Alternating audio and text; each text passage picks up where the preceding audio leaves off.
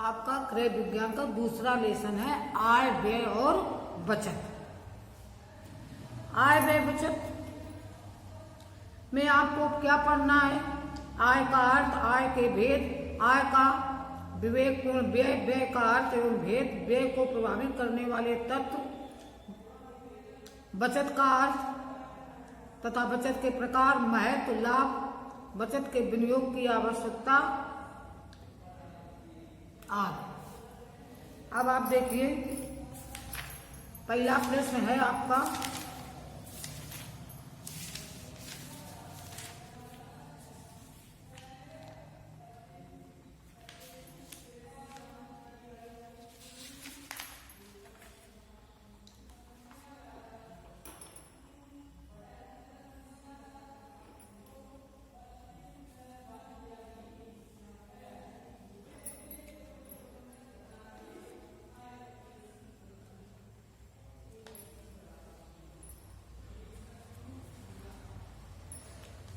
पारिवारिक आय किसे कहते हैं? ये कितने प्रकार की होती है?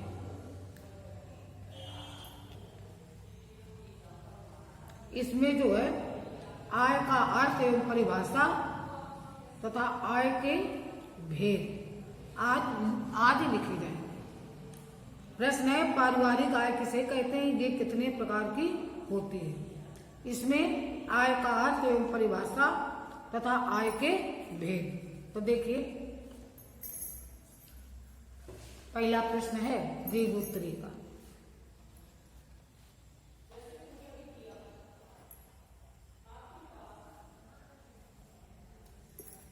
आय का अर्थ एवं परिभाषा। प्रतिदिन के कार्य के बदले साप्ताहिक, मासिक या वार्षिक धनराशि जो कि पारिश्रमिक के बदले में प्राप्त होती है, परिवार की आय कहलाती है। क्या कहलाती है? परिवार की आय।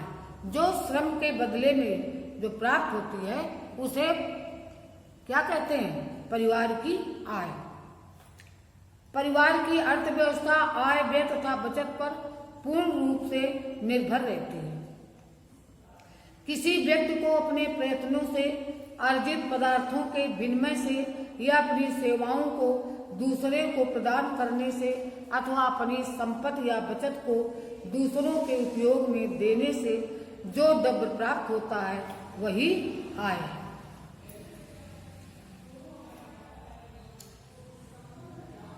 अब प्रोफेसर ग्रास व क्रेंडेल के अनुसार पारिवारिक आय मुद्रा, वस्तुओं, सेवाओं तथा संतोष का प्रवाह है जो परिवार के अधिकार में आवश्यकताओं व इच्छाओं को पूर्ण करने व उत्तरदायित्वों के निर्वाह हेतु आता है। उदाहरण के तरीके से जैसे नौकरी है, व्यवसाय है, अन्य उद्योग धंधे आदि। इसमें परिवार में अन्य स्रोतों से होने वाली आय को भी जोड़ा जाता है, जैसे मकान या दुकान का किराया, जमा धन पर ब्याज आदि। अब आपका आ गया आय के भेद। आय को दो भागों में बांटा जाता है। पहला है प्रत्यक्ष आय, दूसरा है अप्रत्यक्ष आय। तो प्रत्यक्ष आय किसे कहते हैं? मुख्य रूप से गृहिणी तथा गृहस्वामी द्वारा अर्जित धन ही प्रत्यक्ष आय है। व्यापार या उद्योग संचालन से होने वाली आय भी इसी श्रेणी में आती है। ब्याज आदि से होने वाली आय भी प्रत्यक्ष आय है। इसके बाद में है अप्रत्यक्ष आय। प्रत्यक्ष माने जो सामने से दिखाई देती है और अप्रत्यक्ष माने जो सामने से दिखाई नहीं देती है, वो अप्रत्यक्ष आय होती है। तो देखो अप्रत्यक्ष आय किसे कहते हैं? तो देखो अप्रत्यक्ष वह आय है जो हमें प्रत्यक्ष रूप में तो प्राप्त नहीं होती, वरन मिलने वाली सुविधाओं से प्राप्त होती है, जैसे निःशुल्क शिक्षा, निःशुल्क जल तथा विद्युत की प्राप्त, वर्दी व मनोरंजन की सुविधा आदि। ये सुविधाएं न मिले तो परिवार को इन पर अवश्य में वो धन व्यय करना पड़ेगा। इस प्रकार मिलने वाली सुविधाएं अप्रत्यक्ष आय में आती हैं।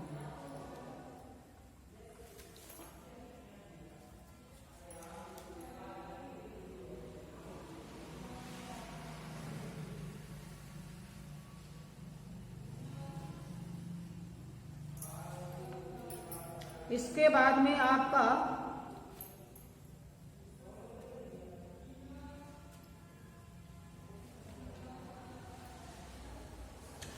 अब इसमें हेडिंग आएगी पारिवारिक आय के स्रोत। पारिवारिक आय के मुख्य स्रोतों का वर्णन इस प्रकार है। पहला नंबर है परिवार के मुखिया तथा अन्य सदस्यों का वेतन। वेतन परिवार की आय का मुख्य स्रोत होता है। सरकारी या गैर सरकारी संस्था में स्थायी रूप से कार्य करने वाले व्यक्तियों को वेतन प्राप्त होता है। परिवार के मुखिया को प्रतिमाह एक निश्चित धनराशि वेतन के रूप में प्राप्त होती है।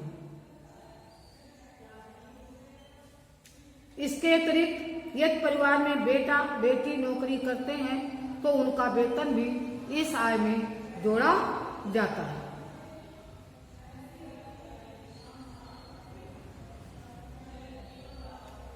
जो नौकरी के द्वारा व्यक्तियों को प्राप्त होती है, जैसे महंगाई भत्ता, बोनस, यात्रा सुविधा, मकान, शिक्षा एवं चिकित्सा सुविधाएं आदि।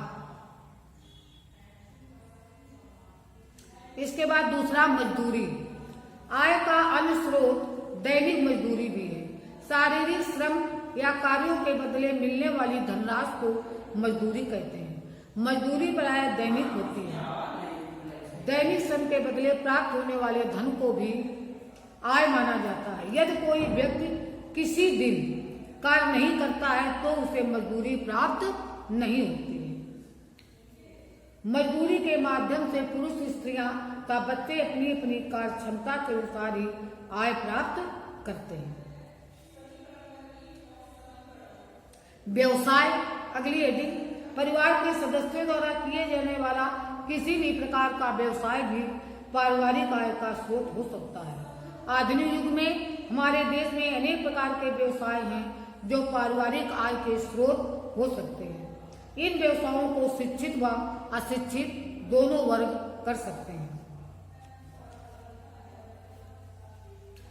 अब अगला है ब्याज से प्राप्त आय। पारिवारिक आय का एक स्रोत ब्याज भी है। पहले से अर्जित किए हुए धन पर ब्याज अर्जित किया जा सकता है। यह ब्याज बैंक, डाकघर, यूटीआई तथा विभिन्न कंपनियों एवं अन्य स्रोतों से प्राप्त होता है। फिर है परिवार द्वारा किए जाने वाले घरेलू उद्योग धंधे। पारिवारिक आय के स्रोत घरेलू उद्योग धंधे भी होते हैं। ये परिवार के सदस्यों द्वारा चलाए जाते हैं। जैसे ग्रामीण क्षेत्रों में पशुपालन, टोकरियां बनाना, अबस्ती बनाना जैसे घरेलू उद्योग धंधे आदि किए जाते हैं। शहरी क्षेत्रों में सिलाई, कढ़ाई, मुर्गी पालन, स्वेटर बुनना, अचार, चटनी तथा पापड़ आदि बनाना। कृषि व्यवसाय अगली हेडिंग। पारिवारिक आय का एक अत्यंत महत्वपूर्ण स्रोत कृषि व्यवसाय है। भारत एक कृषि प्रधान देश है। हमारे देश की अधिकांश जनसंख्या खेती बाड़ी के कार्य में संलग्न है। इस व्यवसाय में फसल तैयार करके उसे बेचकर जो लाभ प्राप्त होता है उसे कृषि संबंधी आय माना जाता है।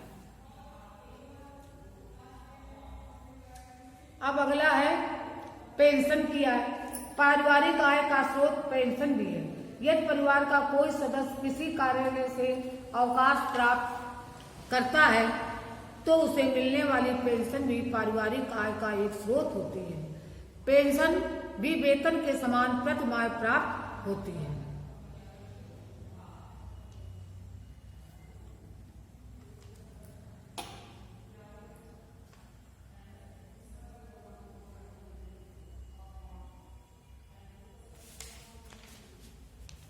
इसके बाद आपका प्रश्न आता है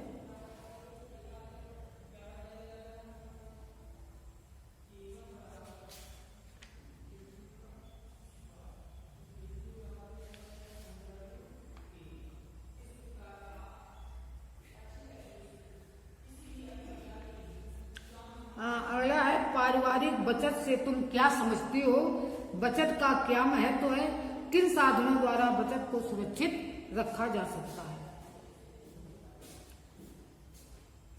तो इसमें आपको ये प्रश्न कई तरीके से पूछा जा सकता है। जैसे बचत को आप किन योजनाओं द्वारा सुरक्षित रख सकते हैं? बचत किसे कहते हैं? बचत करने के तरीकों के नाम लिखिए। जीवन बीमा से क्या लाभ है? समझ में आया? इसके अंतर्गत आपको पढ़ना होगा बचत का अर्थ, बचत का महत्व, बचत का अर्थ पढ़ना होगा, बचत का महत्व पढ़ना होगा तथा शीर्षक बचत के विनियोग के साधन, तथा बचत के विनियोग के साधन भी आपको पढ़ना पड़ेगा। तो देखो आपको बता दें ये प्रश्न,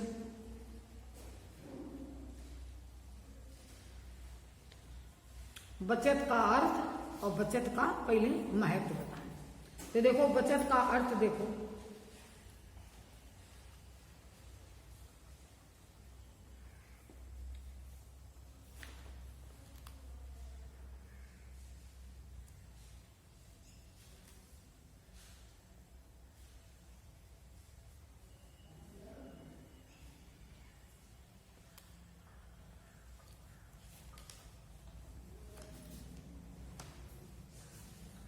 बचत आय और व्यय का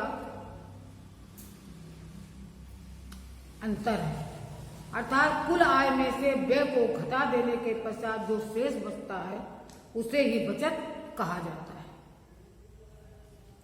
भविष्य में खर्च करने के उद्देश्य से वर्तमान व्यय में कटौती करने के फलस्वरूप संचित धनराशि को बचत कहते हैं। बचत को इस प्रकार भी परिभाषित किया जा सकता है कि पारिवारिक आवश्यकताओं को पूर्ण कर लेने के पश्चात जो धन बचाया जाता है उसे बचत कहते हैं। बचत द्वारा वर्तमान व भविष्य को सुधारा जा सकता है। वास्तव में वर्तमान बचत ही भविष्य की निधि है। बचत के प्रकार, बचत दो प्रकार की होती है, ऐच्छिक बचत, अनिवार्य बचत। ऐच्छिक बचत व्यक्ति अपनी आय में से कुछ न कुछ अवश्य बचाता है, इस प्रकार की बचत ऐच्छिक बचत कही जाती है। अनिवार्य बचत, यह बचत अनिवार्य रूप से सरकारी कर्मचारियों से सरकार द्वारा कराई जाती है, जैसे अनिवार्य बचत, जीपीएफ आदि। अब बचत का महत्व आ गया। प्रत्येक व्यक्ति अपनी आवश्यकताओं की पूर्ति धन से करता है। भविष्य की आवश्यकताओं को संतुष्ट करने के लिए भी वह कुछ धन अवश्य बचाकर रखता है जो आकस्मिक कार्य हेतु व्यय होती है, जैसे संकट आ जाने पर उस बचत से ही व्यय करता है। बचत का महत्व निम्नलिखित है। पहले यदि पारिवारिक उत्तरदायित्वों की पूर्ति, बच्चों की उच्च शिक्षा, विवाह आदि बचत पर ही निर्भर है। सामाजिक प्रतिष्ठा, बचत से होने वाले कार्यों में आवास निर्माण, दान आदि व्यवसाय भी आते हैं, इससे सामाजिक प्रतिष्ठा में वृद्धि होती है। अगला आश्रितों का भरण पोषण, यदि परिवार में गृह स्वामी को कोई रोग हो जाए, वह विकलांग हो जाए या उसकी मृत्यु हो जाए तो पूर्व में की गई बचत आश्रितों के भरण पोषण का आश्रय होती है। आकस्मिक आपत्तियों में से मुक्त, रोग, बेरोजगारी, दुर्घटना आदि का सामना बचत द्वारा सरलता से किया जा सकता है। सामाजिक महत्व, बचत से व्यक्ति का तो कल्याण होता ही है, साथ ही समाज का भी कल्याण होता है। बचत से देश की पूंजी बढ़ती है और देश का आर्थिक विकास होता है।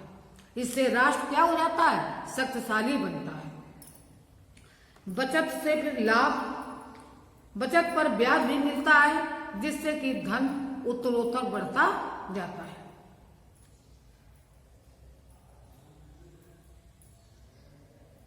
अब बचत के विनियोग के साधन, धन जमा करने के लिए विभिन्न प्रकार की संस्थाएं हैं जिसमें धन क्या होता है? सुरक्षित रखा जा सकता है। जहाँ भी अपना धन जमा किया जाए, यह भली बात देख और समझ लेना चाहिए कि वह संस्था विश्वसनीय है और वहाँ धन हमारा सुरक्षित रहेगा।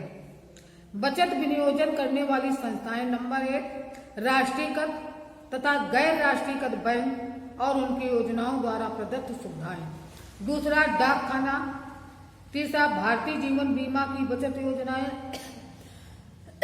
सरकारी भविष्य निधि योजना, यूनिट ट्रस्ट ऑफ इंडिया की बचत योजनाएं, सहकारी ऋण समितियों की योजनाएं, कंपनियों के शेयर्स या हिस्से बॉन्ड का चिट फंड योजनाएं आदि योजनाएं आती हैं।